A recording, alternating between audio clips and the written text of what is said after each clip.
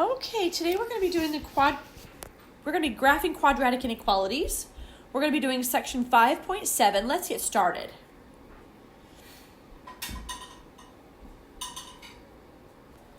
All right, what is this all about, this graphing?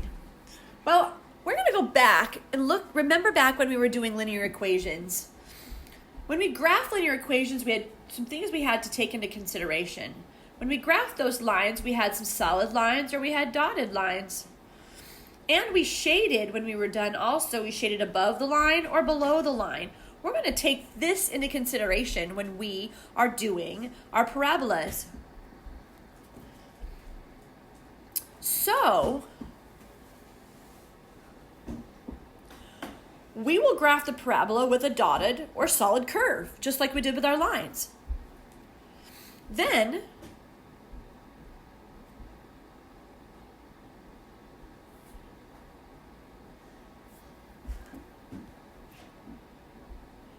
we will shade inside or outside of that parabola.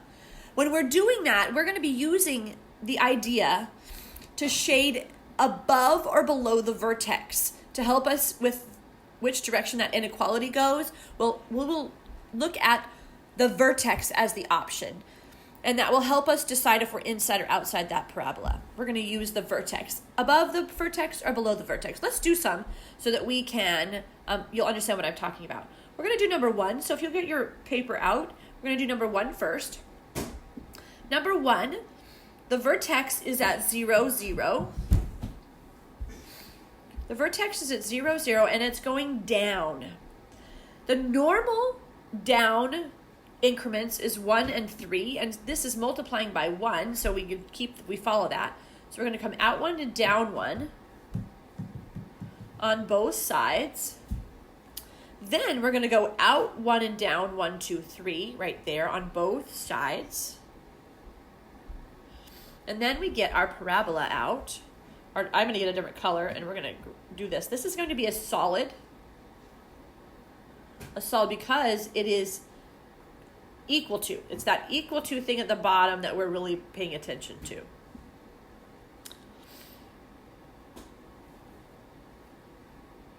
Make sure you put arrows on the end. And now we have to shade. We're going to shade either above the vertex or below the vertex. This right here says that it's less. It's less, so we're going to shade below the vertex. So what I like to do is I like to put my shading tool right on that vertex, and then I come down it. And when I do that, I want you to notice that I am inside that parabola. And so I shade inside the parabola. This problem is finished. It's a solid parabola shaded on the inside. Let's do number 4. Number 4, we're going to have to find the vertex. This one of all of them is the more complicated of them. We're going to have to use that negative b over 2a to do that. Negative b over 2a. Here is our b, and here's a. So we have a negative 16, so we have a positive 16 over 2a, so it's 2 times negative 2. So we're going to have 16 over negative 4, which is negative 4. So my x coordinate here is negative 4. I might change colors. Let's get a darker color here.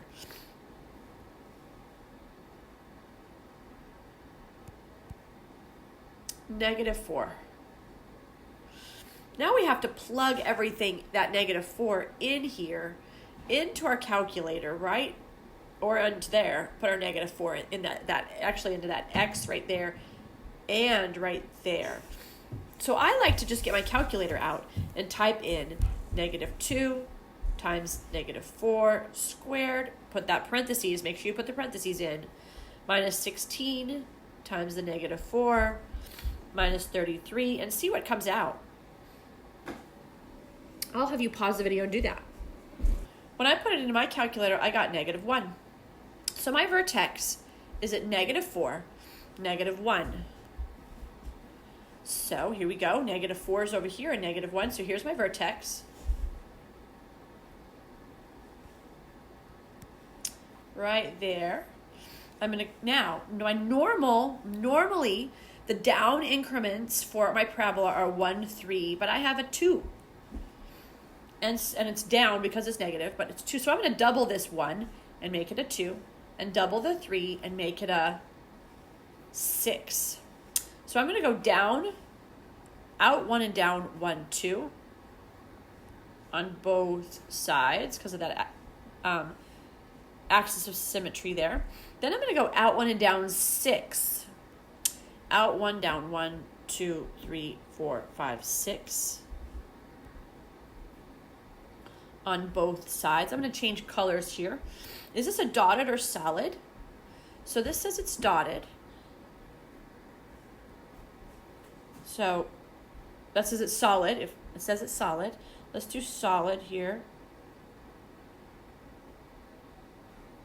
There's a lot of stuff here I'm going to try to clean up. All right. Now we have to decide if we're going to shade in the parabola or out of the parabola. So I am going to look at that right there, and that is greater. Greater means above, okay? Greater means above. So I put my my finger on the vertex, and I come up. I come up. Then that means I'm outside that parabola. So I'm going to shade outside of my parabola. And now I'm done with number 4. Let's move on to number 7. I have a little bit left to do on.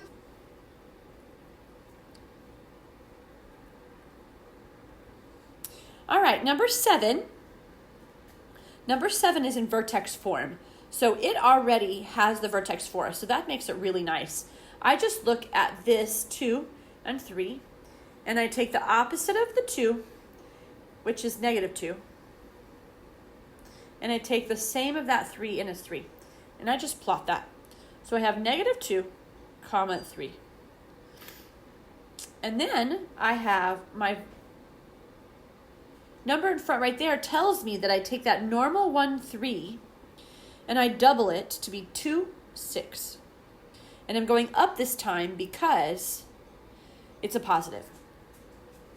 So I come out 1, out 1, up 1, 2 on both sides. And out 1, up 6, 1, 2, 3, 4, 5, 6 on both sides. Now I'm going to get a different color and I'm going to start doing the parabola, but this time instead of a solid, because it doesn't have the equal under there, because it's just strictly less than, it's a dotted parabola.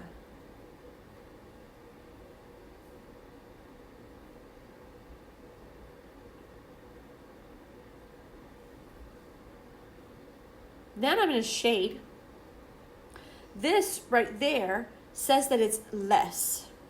Y is less. So it's going to be below the vertex. So I put my finger on the vertex and I come down. And when I come down, I am outside of that parabola. So I'm going to shade outside the parabola. I am finished with number 7.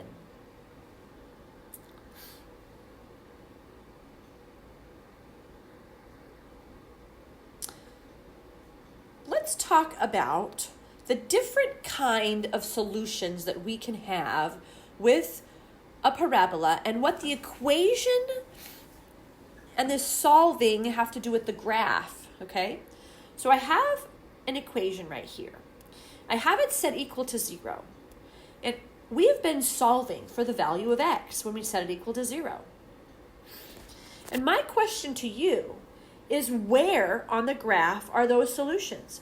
Where on this graph over here are those solutions?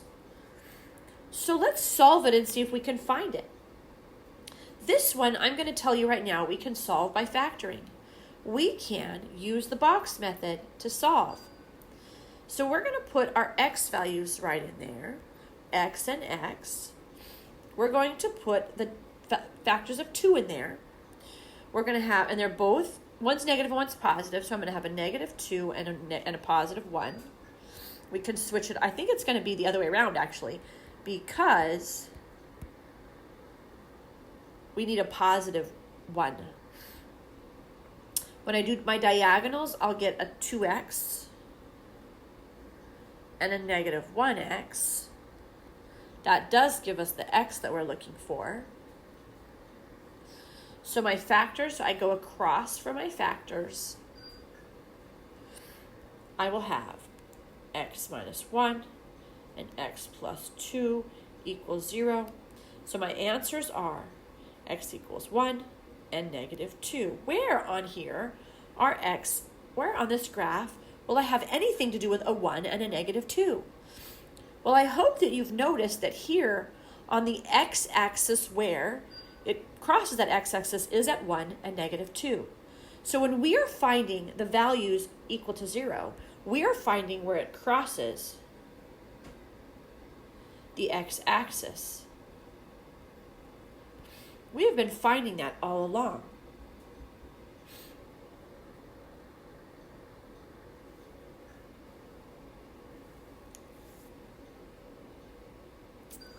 So the question that I have been asking is, where are the solutions on the graph?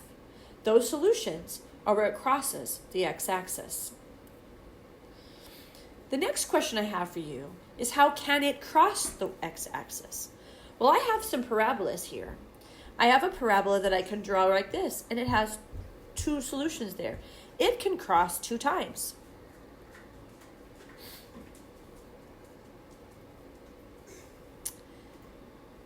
I also can draw a parabola that does it upside down and it has 2 solutions. But I can also have one that's up here.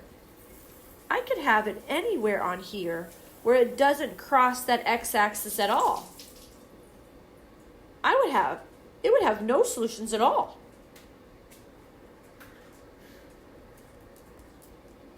And the one more way I could have it is if it just comes down and touches that x-axis right on the vertex. So I would have 1 solution. The possibilities that I had were 0 solutions, 1 solution, and 2 solutions. There is a way that we can decide if we're going to have a 0, a 1, or a 2. All right, the discriminant is the b squared minus 4ac. We memorized that. If you remember, that was the thing under the square root in the quadratic formula, but we're just going to use the b squared minus 4ac. That will help us know what kind of solutions and what our graph's going to look like. So when we plug it in, and if we get a positive, a negative, or 0, that will help us determine what it looks like. If I have if I have a negative value, that will mean I have 2 imaginary roots. That would be like your parabola not crossing the x-axis.